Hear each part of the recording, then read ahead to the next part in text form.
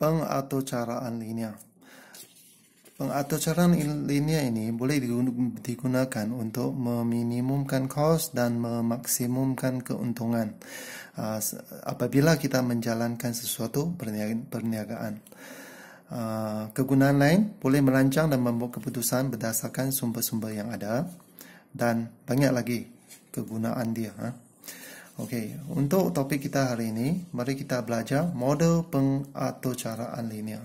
Dalam model pengaturcaraan linear ini, kita ada 3 proses. Yang pertama, kita kena pasti pemboleh ubah keputusan yang wujud dalam sesuatu situasi. Kemudian kita kena pasti fungsi objektif ini, dan kemudian kita akan kena pasti kekangan. Okey, kita akan kenal pasti kekangan. So, kekangan ini biasanya dalam bentuk persamaan atau dalam bentuk ketaksamaan. So, kalau persamaan kita akan gunakan equal sign, kalau ketaksamaan kita akan gunakan greater or equal, less or equal. Okey, contoh.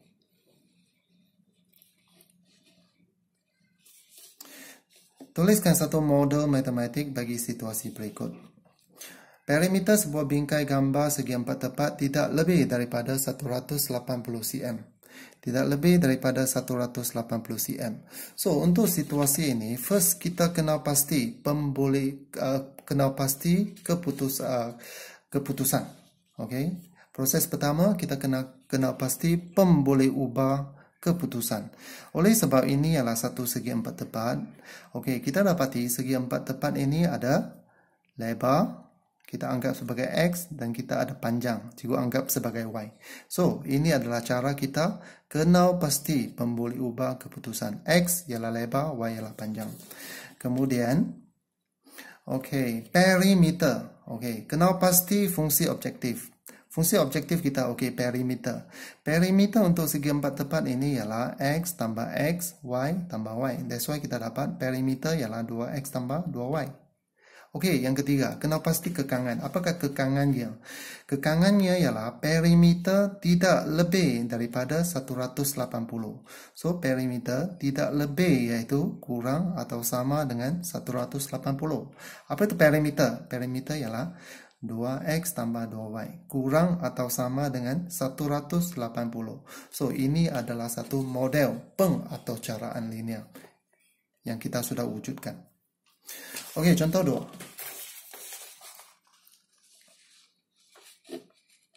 Kalau kita ada situasi ini, tuliskan satu model matematik bagi situasi berikut. Okey, seorang penjajah menjual bayam dan sawi. Harga 1 kg bayam RM3.50, harga 1 kg sawi RM4.50. Okey, jumlah jualan penjajah sekurang-kurangnya 350 sehari.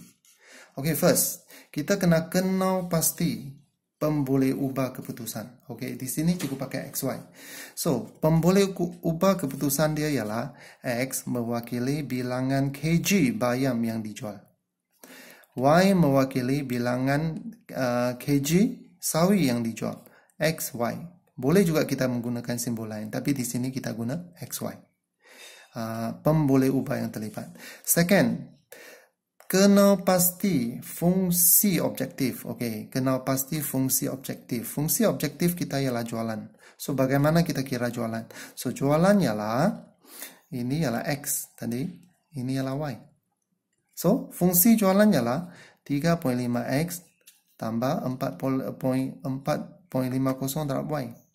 Okey, ini ialah jualan dia. Kalau dia jual 1 kg sawi, 1 kg bayam, maksud dia 3.5 darab 1 tambah 4.5 darab 1. Kalau dia jual, jumlah jualan dia, kalau dia jual 2 kg bayam, 2 kg sawi, berapa jumlah jualan dia? Jumlah jualan dia ialah 3.5 darab 2, 4 tambah 4.5 darab 2. Itu sebab kita ada pernyataan umum, formula umum. Jualan ialah 3.50X tambah 4.50Y. Ini ialah fungsi objektif. Okey, apakah kekangan dia? Okey, kekangan dia ialah jualan sekurang-kurangnya 350 sehari. So, jualan sekurang-kurangnya 350 sehari. Greater or equals. So, apa itu jualan? Jualan ialah 35x tambah 45y greater or equals to 350. So, ini adalah model matematik yang kita wujud dengan menggunakan kekangan. Okay, next. Bagaimana kita mewakilkan setiap kesamaan linear secara grafik? Pelajar sudah belajar. Okay, kalau kita ada simbol ketaksamaan greater or equal, less or equal, kita gunakan garis padu. Kita guna full line. Kalau kita ada greater or kita ada less, kita guna garis sempang atau dotted line. Okay, contoh pertama. Y less than 4. Kita lukis Y equal to 4. So, sebab less, kita gunakan garis sempang dotted line. So, Y less than 4. Maka maksud dia, kita lorekkan kawasan di bawah Y equals to 4. Contoh 2. Kalau X greater than 2, kita lukiskan garis greater or equals, maka kita akan gunakan garis padu, full line. So, kita lukis dulu X sama dengan 2. So, ini ialah X sama dengan 2. So, X greater or equals to 2 ini kita lorekkan di bahagian sebelah kanan. Kalau bahagian kiri less, bahagian kanan more than 2. Okey, bagaimana pula satu persamaan linear yang melibatkan dua pemboleh ubah? Contohnya, yang 3. Okey, yang 3. 5y tolak 5x less than 25. Melibatkan dua pemboleh ubah x dan y. So, ini adalah satu garis lurus. Ini ialah linear. Ini ialah satu garis lurus. Maka kita untuk melukiskan garisan ini, kita lukiskan satu jadual. Okey, kita lukiskan satu jadual nilai xy. Okey, so nilai x ini sekarang mula-mula kita mulakan apa-apa saja nilai x. Asalkan kita ada dua nilai x. So, nilai x yang cikgu pilih ialah 0 dengan 5. Kamu boleh guna nilai lain. Apabila x dia 0, okey, ganti di dalam persamaan ini. Kita guna persamaan. Okey, apabila x 0, berapa ke nilai y? X 0 didapati y dia ialah 5. So, ganti x 5. Kalau x ini ialah 5, okey, daripada pengiraan, kita dapati y dia ialah 10.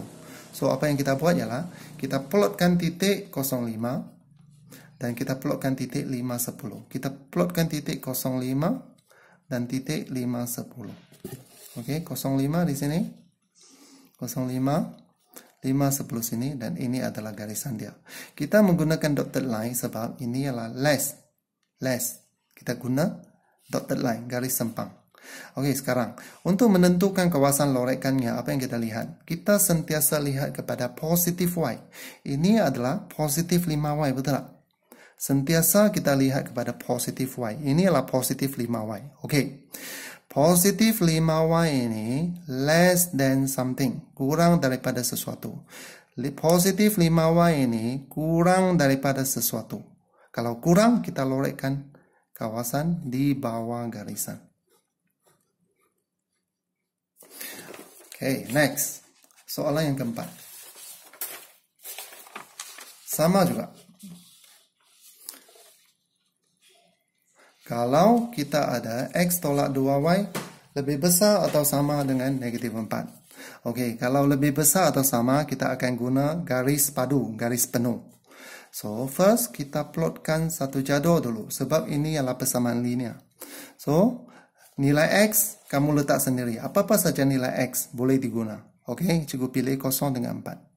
Maka apabila kita ada 0, apa nilai y dia? Ganti x 0, didapati y dia ialah 2. Ganti x 4, didapati y dia ialah 4. Okey, ganti x 4, didapati y dia ialah 4. So, cikgu plotkan titik 02, 4, 4. Ini yang cikgu dapat.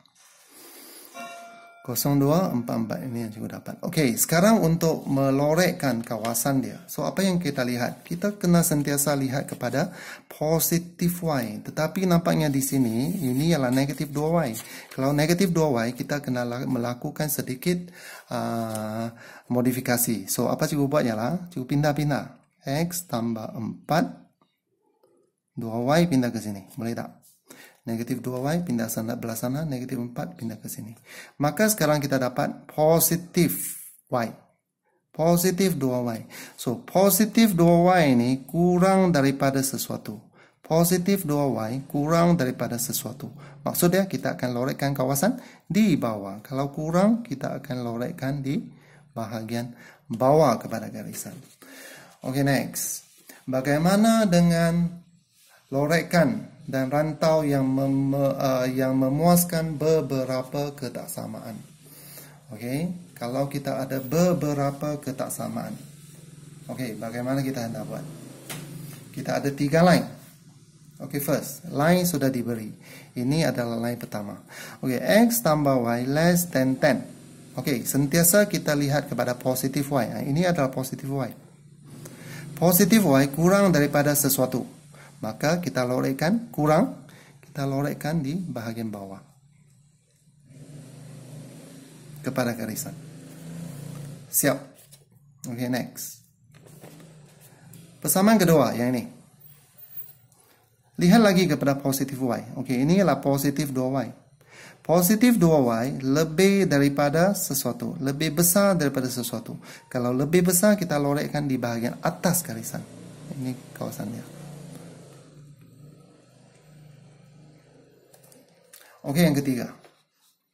3x tolak 2y lebih besar atau sama dengan negatif 5. Oke, di sini apa yang kita dapati? Ini adalah negatif 2y. Kalau negatif 2y, kita kena pindah-pindah dulu, jadikan dia positif. Oke, apa berlaku? Ini pindah ke sini jadi 2y, ini pindah positif 5. Oke, sekarang. Positif 2y kurang atau sama dengan sesuatu. Kalau kurang maksudnya, kita labelkan di bahagian bawah garisan tersebut. Ini garisan dia. So, pada akhirnya apa yang kita dapati? Kita dapati ada satu rantau yang kita sudah pagar. Nampak tak? Kita sudah pagarkan kawasan ini. Maksudnya, rantau yang memuaskan beberapa ketaksamaan adalah rantau yang kita pagar tadi. So, labelkannya sebagai R. Okay, next. Bagaimana kita melakukan, ini ialah teknik yang satu lagi, bagaimana kita melakukan pengoptimuman dan dalam pengaturcaraan linear. Oke. Contohnya, sebuah kedai kek menghasilkan X biji kek coklat dan Y biji kek keju. Y keju dan X biji kek coklat.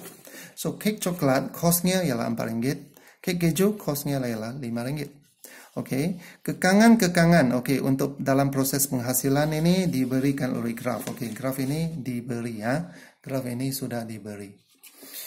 Oke, tujuan kita sekarang ialah kita hendak tentukan jumlah kos yang minimum. Jika jumlah kos K sama dengan 4X tambah 5Y. Ini K dia jumlah kos, K ialah 4X tambah 2Y. Ini kita namakan sebagai fungsi objektif. Sudah diberi. Tetapi sekarang kita hendak mencari kos yang paling minimum. Oke, bagaimana dia mendapat jumlah kos? Jumlah kos ini ialah X. Ini ialah Y. So, untuk mendapatkan jumlah kos ialah 4X tambah 5Y. Ini ialah jumlah kos. Kalau kita membuat satu biji kek coklat, satu biji kek keju, berapa kos dia? 40 darab 1 tambah 50 darab 1. 5 darab 1. 4 darab 1 tambah 5 darab 1. RM9 kos dia. Kalau 2 biji kek coklat, 2 biji kek keju, kos dia ialah 4 darab 2 tambah 5 darab 2. That's why ini ialah formula untuk mengirakan kos. Oke, sekarang. Ini kita namakan sebagai fungsi objektif. Oke, untuk mencari kos yang minimum, apa kita buat? First. Ini adalah fungsi objektif. Kita ganti K sama dengan 5. Kita boleh ganti apa-apa nilai sahaja di sini. Tetapi di sini cikgu pilihlah K sama dengan 5. Oke, ganti K sama dengan 5. So, 5 ialah 4X tambah 5Y. Oke, ini garis lurus. Cikgu lukiskan jadual. Maka, oke, nilai X ini kita pilih mana-mana nilai yang kita suka. Oke, boleh gunakan apa-apa nilai sahaja. Cikgu guna 0 dengan 1.25. Ganti X kosong, cikgu dapat Y1. Ganti X 1.25, cikgu dapat Y kosong. Oke, cikgu lukiskan graf ini. 0, 1, 1.25, 0. Oke, cikgu pelukkan 2 titik di sini dengan di sini. Dan ini adalah garisan untuk fungsi objektif. Ini adalah garisan untuk fungsi objektif yang cikgu sudah plot dengan menggunakan nilai K sama dengan 5. So, apa yang kita akan buat sekarang ialah untuk mencari nilai yang minimum. Okey, apa yang kita akan buat ialah kita akan anjakkan garisan ini ke atas sehingga kita menyentuh rantau berlorek. Okey, kita anjakkan. Selari dengan garisan ini mesti selari Okey, cuba anjak dari sini sampai sini sehingga menyentuh rantau berlorek. Okey, ini adalah titik pertama yang kita sentuh. Okey, titik pertama yang kita sentuh ini adalah titik minimum, menghasilkan kos minimum. Okey, kita anjak lagi. Kita sentuh titik ini. Okey, kita masih boleh anjak lagi, merujuk kepada rantau. Kita boleh anjak lagi. Ini adalah titik yang maksimum yang kita boleh capai. So, di sini titik ini akan menghasilkan nilai yang maksimum. Dan titik ini akan menghasilkan nilai yang minimum. Boleh kita pergi lagi tak? Tidak boleh sudah. Sebab tidak ada rantau sudah. Okey, ini yang titik minimum, titik pertama yang kita sentuh. Kita anjak lagi, rujuk pada rantau. Dan ini adalah titik kedua yang kita sentuh di sini. Tetapi kita masih boleh naik. Okey, ini adalah titik ketiga yang kita sentuh. So, titik yang paling last itu memberikan titik maksimum. Dan titik yang paling first itu memberikan kita nilai minimum. Okey, apa yang kita akan buat sekarang? Kita gantikan koordinat ini, titik ini. Koordinat titik ini ialah 2, 4. Okey, cukup ganti di sini. Ganti nilai 24. Okey, K dia ialah 4 darab 2 tambah 5 darab 4. Okey, ini adalah kos minimum. Kos minimum dia ialah 28. So, nilai optimum itu diperolehi dengan menggantikan koordinat titik minimum ini dalam rantau ke dalam fungsi objektif. Okey. Tadi untuk mencari titik minimum kita ganti 24 ke dalam fungsi objektif yang kita dapat.